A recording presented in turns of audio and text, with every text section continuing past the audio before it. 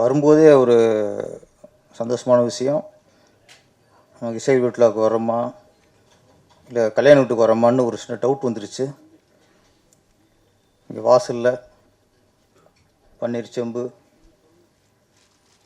பழம், பூ, விபூதி, சந்தனம், குங்குமம், நெத்தியில் 3 இருக்குது எங்கள் நெத்தியில். இப்போ அதே தான் ஒரு கல்யாண வீட்டுக்கு வருமே. அவங்க அங்கே வந்து வரவேற்பில் யாருன்னா புருஷரோட மனைவி, 2 பெண் குழந்தைங்க, ஒரு ஆண் குழந்தை.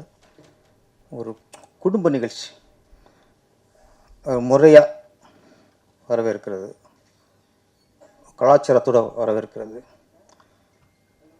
அதுக்கப்புறம் நிறைய இசையிலிட்ட வர்றோம். அது இசையிலிட்டு வருவோன்னு பரபரப்பாக போய்கிட்டு இருக்கோம். ரொம்ப நாளைக்கு அப்புறம் ஒரு இசையிலிட்டவில் முறையாக குத்துவிளக்கு ஏற்றி,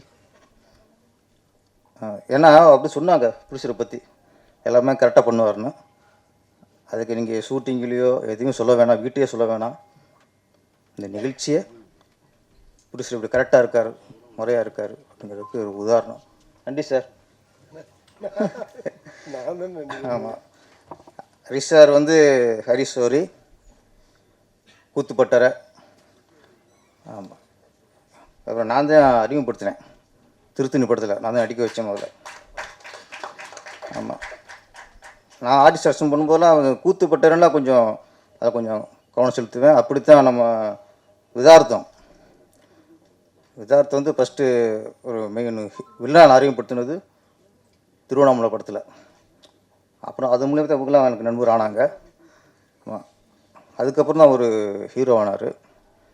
ஏன்னா இப்போ கூத்துப்பட்டறைங்களா எனக்கு கொஞ்சம் பாசம் இருக்கும். ஆனால் அன்றைக்கி நான் இப்போ வியப்பாக தான் பார்க்குறேன். அன்றைக்கி நடிக்க வந்தார், இன்றைக்கி அவரே ப்ரொடியூசர், அவரே கதாநாயகன் போது அப்போ நீங்கள் கரெக்டாக வளர்றீங்க. கரெக்டாக வளர்த்துருக்கீங்க, வாழ்த்துக்கள் சார். அப்புறம் இந்த படத்துக்கு வாழ்த்தி சென்ற பாய்க்கிற சாருக்கு ரொம்ப நன்றி. சின்ன கொண்டூர் படத்தில் ஒரு டைலாக் வரும் விஜயகாந்தை பற்றி. இவர் இடுப்பில் துண்டை கட்டினார்னா கோயிலுக்கு போகிறான்னு அர்த்தம், துண்டை முடித்து தோளில் போட்டார்னா பஞ்சாயத்து பண்ண போகிறான்னு அர்த்தம் அப்படின்ட்டு. இங்கே இன்றைக்கி சினிமாவில் சின்ன கவுண்டர் யாருன்னா செல்லுமணி சார் தான். அவர் இங்கே துண்டை மடித்து தோளில் போட்டால் தான் பஞ்சாயத்துக்கு போகிறான்னு அர்த்தம். இவர் வீட்டுக்கு கிளம்புனாலே பஞ்சாயத்துக்கு போகிறான்னு அர்த்தம். அவ்வளோ பஞ்சாயத்து. கிளம்பும்போதே நான் போயிருக்கேன்.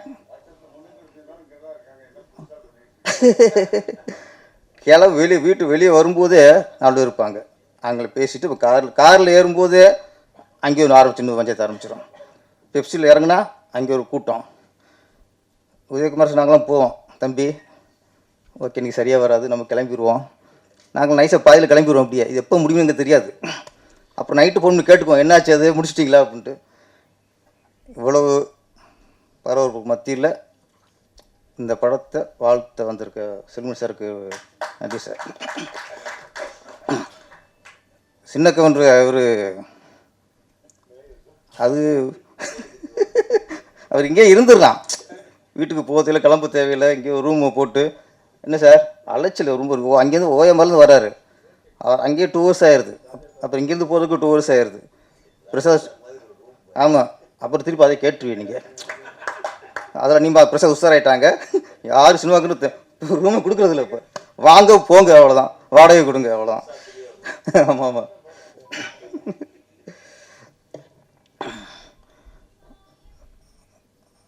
ஹாரிஸ் அவரே கதாநாயகன், அவரே ப்ரொடியூசர். இந்த கதைக்கு சில ப்ரொடியூசர் அவங்களும் நடிப்பாங்க, ஆனால் ஆசைக்கு நடித்த மாதிரி தெரியும். இது அப்படி இல்லை, இந்த கதைக்கு கரெக்டாக ஆப்ட் ஆகிருக்காரு. இயக்குனர் சரண்ராஜ், செந்தில்குமார் கரெக்டாக சொல்லிட்டேன்னா நம்ம இடையில பாலாலாம் கூட குழப்பிட்டாங்க. சிறந்த இயக்குனர்னு நீ படம் ரிலீஸ் ஆகி பார்த்து தான் சொல்லணும்ல. ஏற்கனவே நிறைய அவார்டு வாங்கியிருக்கு, நிறைய அவார்டுகள் வாங்கியிருக்கு. திருப்பி ரிலீஸ்க்கு அப்புறம் உங்களுக்கு அவார்டு கிடைக்கும் சார். இன்னொன்று அவர் இருந்த இடம், அவரோட குருநாதர். எனக்கெல்லாம் குருநாதன் தான் யாரும் சொல்லவே மாட்டேங்கிறாங்க. இங்கே வேலை வாதங்கிறாங்க, இங்கே ஃபேக்ட்ரி வேலை வாத மாதிரி. முன்னெல்லாம் பாரராஜா 2 குருநாதர் அப்படின்னு பாக்கியராஜ் சொல்லுவார், பாக்கியராஜ் 2 குருநாதர்னு பாண்டியராஜன் சொல்லுவார், பார்த்திபன் சார் சொல்லுவார், நம்ம ஜெயபிரகாஷ் வந்து 2 குருநாதர் பாரராஜா சொல்லுவார். இவர் இப்போ தான் நம்ம சிலுமணி சார் மணிவண்ணத்தான் குருநாதர் சொல்லியிருப்பார். இப்போலாம் டேரக்டராக எங்கே ஒர்க் பண்ணீங்க, நான் இவர்கிட்ட வேலை பார்த்தேன், அவர்கிட்ட வேலை பார்த்தேன், இது கூலி வேலைக்கு போகிற மாதிரி போச்சு. அந்த நேரத்தில் அவர் சொல்லும்போது அறிமுகப்படுத்தும் போது, சார் நான் மணிவண்ணனோட உதவியாளர் சார், இல்லை சார் மணிகண்டன் உதவியாளர் அப்படிங்கும்போது பரவாயில்ல, தன்னுடைய குருநாதர் பேரை சொல்லி தன்னை அறிமுகப்படுத்துகிறாங்கும்போது அங்கேயே அவங்க மேலே மிகப்பெற மரியாதை சார். இன்னொன்று எனக்கு பிடிச்ச இயக்குனரில் மணிகண்டன் ஒருத்தர், காக்கா முட்டை தேசிய அவார்டு வாங்குச்சு. அடுத்து கடைசி விவசாயி, அதுவும் தேசிய அவார்டு வாங்குச்சு. கடைசி விவசாயி வந்து தமிழ்நாட்டில் பிறந்த எல்லாரும் பார்க்க வேண்டிய படம், ஒவ்வொரு விவசாயியும் பார்க்க வேண்டிய படம். சில படங்கள் வந்து சமூக அக்கறையோடு எடுக்கப்பட்ட படம், சில படத்துக்கு தான் தேசிய அவார்டு கிடைக்கும், சிலது லவ் ஸ்டோரி கிடைக்கும், ஃபேமிலி ஸ்டோரிக்கெலாம் கிடைக்கும், சில படங்கள் சமுதாய அக்கறையோடு எடுத்த படத்துக்கு கிடைக்கும். அப்படி கிடைச்சது தான் கடைசி விவசாயி. அதில் ஒரு சின்ன வருத்தம் அப்படின்னா, ஒரு நல்ல கதையை சொல்லி ஒரு நேஷ்னல் அவார்டு வாங்கின இயக்குனர் மணிகண்டன் அந்த மத்திய அரசு மதித்த அளவுக்கு நம்ம தமிழ்நாட்டில் அவரை வந்து கௌரவிக்கலை. யாரும் அவருக்கு வாழ்த்து சொல்ல, முதல்ல வாழ்த்து சொல்ல. அப்போது ஒரு கலைத்துறையில் தேசிய அவார்டு வாங்கின ஒரு இயக்குனருக்கு, ஒரு நடிகருக்கு, கலைஞர்களுக்கு வாழ்த்து சொல்கிறது நம்ம அரசாங்கத்தோட கடமை. ஒரு விளையாட்டுத்துறையில் போய் சாதிச்சுட்டு வந்தால் நம்ம அவங்க வரவழைச்சு, சிஎம்ஏ வரவழைச்சு அவங்க வாழ்த்துறாங்க. மணிகண்டனை யாரும் கண்டுக்கலை. ஆனால் இயக்குனர் சங்கம் வாழ்த்து தெரிவிச்சது. நாங்கள் அவரை வரவழைச்சு பாராட்டுறதுக்கு நாங்கள் அவரோட கேட்டோம் சார். அப்போ வந்து அதில் ஒரு ஊரில் இல்லை. அப்போ திரும்ப அவருக்கு அப்புறம் திரும்ப கூப்பிட்டோம். அவர் கொஞ்சம் அவாய்ட் பண்ணார். ஏன்னா அவருக்கு ஏதோ ஒரு காயம் இருந்திருக்குன்னு நினைக்கிறேன். இப்போது முதலமைச்சர் வந்து வேறு எந்த இயக்குனருமே வீட்டு கூப்பிட்றதில்ல, எந்த இயக்குனருமே பாராட்டுறதில்லைன்னா கேட்க போகிறதில்ல. நீங்கள் சில இயக்குனரை வீட்டில் வரைச்சி பாராட்டும் போது ஒரு தேசிய அவார்டு வாங்கின இயக்குனர் நீங்கள் கௌரவிக்கணும் இல்லையா? செய்தித்துறை அமைச்சர் இருக்கிறதுல குறைந்தபட்சம் அவங்கள கௌரவிக்கணும். அப்போ தேசிய அவார்டு வாங்கின ஒவ்வொரு கலைஞனும் பாராட்டுறது, அது இந்த ஆட்சி அந்த ஆட்சியும் இல்லை, எந்த ஆட்சியாக இருந்தாலும் சரி அந்த அரசாங்கம் ஒரு கடமை. நீங்கள் ஏன்னா தமிழ்நாட்டுக்கு ஒரு கலைஞன் வந்து ஒரு கௌரவத்தை எடுத்துகிட்டு வரான், ஒரு பெருமையை கொண்டு வரான். அவள் யார் பாராட்டுறது? சினிமாவுக்கு நாங்களே பாராட்டிக்கிறதா? இப்போ நான் பாராட்டினாலும் ஒன்று தான், சிறுமன் சார் பாராட்டினாலும் ஒன்று தான், உதயகுமார் சார் பாராட்டினாலும் நாங்கள் எங்கள் குடும்பத்து சகோதரில், எங்கள் குடும்பத்து உறவுகளில் நாங்களே பாராட்டிக்கிற மாதிரி அது அவ்வளவு பெருமை இருக்காது. ஒரு அரசாங்கம் பாராட்டணும். ஏன் சொல்கிறேன்னா, அடுத்து ரெடியாக இருக்கார் எங்கள் சரண்டாஜ், ரெடியாக இருக்கார். கண்டிப்பாக இந்த வெள்ளைக்குதிரைக்கு அவர் அவார்டு வாங்குவார். அப்போ சமூகங்களை அவர் அங்கீகரிக்கணும். சமூகம் ஒரு நல்ல கருத்துள்ள படம், ஒரு கலாச்சார சிறுவை வைக்கிற படம், ஒரு தவறான கருத்து சொல்கிற படம், வன்முறை சொல்கிற படம், இதுக்கெல்லாம் நம்ம கோவப்படுறோம்ல. அப்போ இதுக்கெல்லாம் நம்ம கோவப்படும் போது ஒரு நல்ல படம் வந்தால் அதை ஆதரிக்கணும் சார். அப்போ தான் இதுக்கெல்லாம் கோவப்படுறதுக்கு நமக்கு அர்த்தம் இருக்குது. இதுக்கு மட்டும் கோவப்பட்டுட்டு நல்ல கருத்துள்ள படம் வரும்போது கம்முன்னு இருந்தால் நம்ம தப்பு. மலைவாழ் மக்கள் பற்றி இந்த கதை ஆக்சுவலி வெள்ளைக்குதிரை டைட்டிலே ரொம்ப ஒரு கேட்சிங்கான டைட்டில். வெள்ளைக்குதிரை. எங்களுக்கெல்லாம் வெள்ளைக்குதிரைனா எம்ஜிஆர் தான் ஞாபகத்துக்கு வரும். பிரச்சனை எம்ஜிஆர் தான். அவர் எல்லா படத்துலையும் குதிரை வந்தார்னா வெள்ளைக்குதிரை வருவார் அவர். ஆமாம், வெள்ளைக்குதிரை எம்ஜிஆர் தான். அங்கேயே ஃபர்ஸ்ட் ஆரம்பிச்சது. எனக்கு இந்த கதைக்கு தகுந்த மாதிரி டைட்டில் வச்சுருப்பீங்க. நான் சில படப்பிடிப்புக்காக போயிருந்தேன். அப்போ மலையாள மக்களோட பழகுற வாய்ப்பு கிடைச்சது. அவங்க நடந்தே போகிறாங்க. அங்கங்கே வீடு, பக்கத்துலேயும் வீடு இருக்காது, அங்கங்கே இருக்கும். கஷ்டப்படுறாங்க. அவன்கிட்ட பேசி பார்க்கும்போது இவ்வளோலாம் கஷ்டப்படுறாங்களே, ஆனால் ஒன்று அவங்களுக்கு கீழே வீடு கொடுத்து வாங்கினா வரமாட்டாங்க. அது வர மனநிலை இல்லை அவங்க. ஏன்னா அவங்களுக்கு அந்த இடம், அந்த சூழல், அவங்களுக்கு அந்த அந்த அந்த மக்கள் தான் இங்கேயே வாழ்கிறத சந்தோஷப்படுறாங்களே தவிர கீழே வர்றதுக்கு அவங்க பயப்படுறாங்க. உண்மை, பயப்படுறாங்க. ஏன்னா அங்கே அவங்க நிம்மதியாக வாழ்கிறாங்க சார். அங்கே டாஸ்மாக்லாம் இல்லைங்க, அங்கே லஞ்சம் ஊழலாம் இல்லை, அவங்க நிம்மதியாக வாழ்கிறாங்க. அவங்க கூட இங்கே உள்ளே விடுச்சுங்களே, எவன் உள்ளே விட்டோன்னா அவனை அடிப்பாங்க, ஏன்டா இங்கே கொண்டு விட்டேன்ட்டு. அவளுக்கு கீழே அவ்வளோ மோசமாக இருக்குது. அதனால் அவங்க தெளிவாக தான் இருக்காங்க. நீ போட்டால் ரோடு போட்டால் போடு, நான் வந்துக்கிறோம். நீ ரோடு போடலையா பரவாயில்ல, நாங்கள் இங்கேயே இருந்துக்கிறோம். அவங்களுடைய சூழல், அவங்களுக்கு நிம்மதியாக தெரியுது, அவங்களுக்கு சந்தோஷமாக இருக்குது, அவங்க வாழ்கிறாங்க. அப்புறம் இந்த படம் பார்க்கும்போது ஒரு விஷயம் பாராட்டணும் சரண்ராஜ் அவர்களை. ஆர்டிஸ்ட் செலெக்ஷன் எல்லா கேரக்டரும் கரெக்டாக இருந்துச்சு. ஆஃப்டா கதாநாயகிலிருந்து ஒரு ஒரு இளம் வில்லன் செல்வன் சார், அவர் சின்ன வயசில் மணிவண்ணன் மாதிரி ஒருத்தர் பிடிச்சிருக்காரு சார். கரெக்டாக அவர் பார்த்தோன்னா அது ஒரு இளம் வயசு மணிவண்ணன் மாதிரியே இருந்துச்சு. ஆமாம், நிறைய கரை எல்லாம் ரொம்ப ஆஃப்டாக இருந்துச்சு. கதாநாயகி நான் டவுட்டு அவங்க தான் இவங்களான்ட்டு. ஆமாம், அபிராமி அந்தளவுக்கு கரெக்டாக அந்த மலையாள மக்கள் மாதிரியே கொண்டு வந்திருந்தாங்க. இந்த ஆர்டிஸ்ட் செலக்ஷனுங்கிறது ரொம்ப சவாலான விஷயம். கமர்ஷியல் படத்துக்கு வேறு, அங்கே கதாநாயகெல்லாம் ஈஸியாக பிடிச்சிருவோம். இப்போ என்னோடய படத்துலலாம் திருசா இல்லைன்னா நயன்தாரா இல்லைன்னா அஸ்வின் இல்லைன்னா கீர்த்தி சுரேஷ், இப்படி சைஸ் தான். எஸ் முத்துராமன் சார் இருக்கட்டும், இயக்குனர் ராஜசேகர் சார் இருக்கட்டும், எஸ் ரவிக்குமார் சாராக இருக்கட்டும், கமர்ஷியல் இயக்குனருக்கெலாம் கதாநாயகிகளை தேர்ந்தெடுக்கிறது ரொம்ப ஈஸி. அந்த நேரத்தில் யாருக்கு மார்க்கெட் இருக்கோ அவங்க தூக்கி நான் உள்ளே ஓட்டுருவோம்.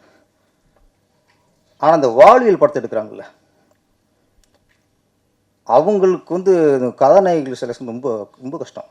அவங்களுக்கு ரொம்ப மெனக்கிடுவாங்க. ஏன்னா அவங்க அந்த கதைக்கு ஏற்ற மாதிரி அந்த கதைக்கு அந்த கதாநாயகி என்ன கேரக்டரு, என்ன கதாபாத்திரம், அதுக்கு தேடுவாங்க.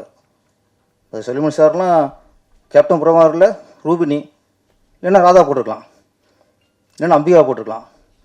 ஆனால் செம்பருத்திக்கு அப்படி முடியாது.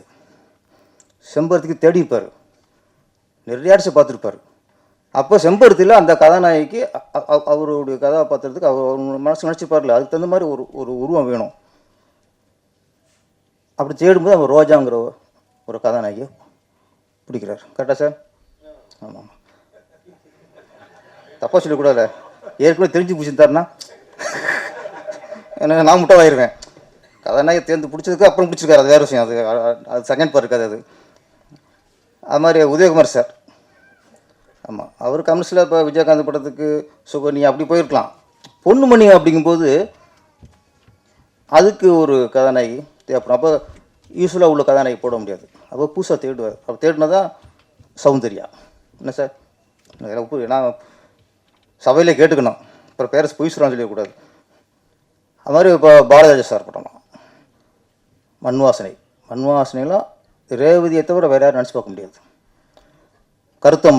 கருத்தம்மாவில் யூஸ்வலாக உள்ள கதாநாயகெலாம் போட்டுற முடியாது. அப்போ அந்த கருத்தம்மா அந்த கதைக்கு ஏற்ற ஒரு கதாநாயகி.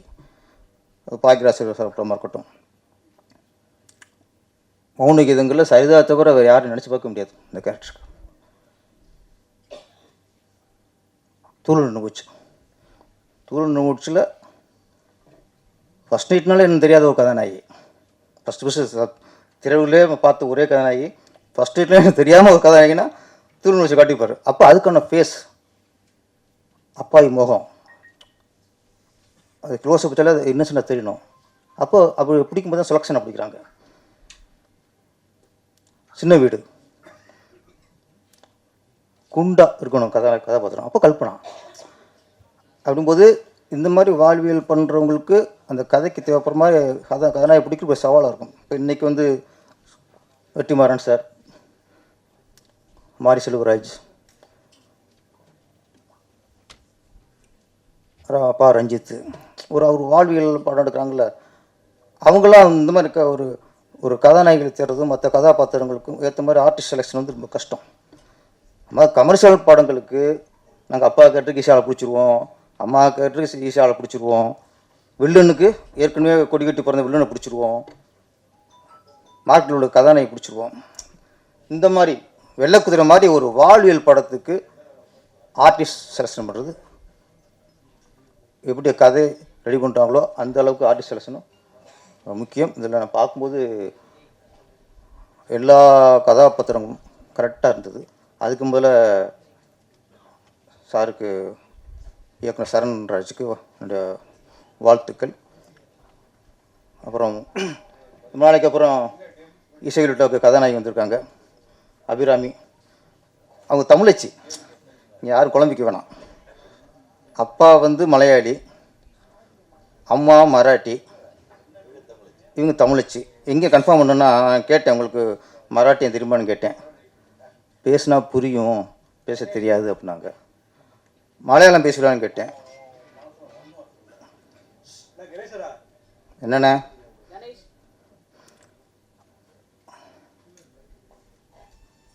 கட்டாயிடுச்சு போ. மலையாளம் கதாநாயகி பேசும்போது தான் இல்லை விட்டு கட்ட போகிறது. அப்போ அப்பா மலையாளி, உங்களுக்கு மலையாளம் பேச தெரியுமா கேட்டேன்.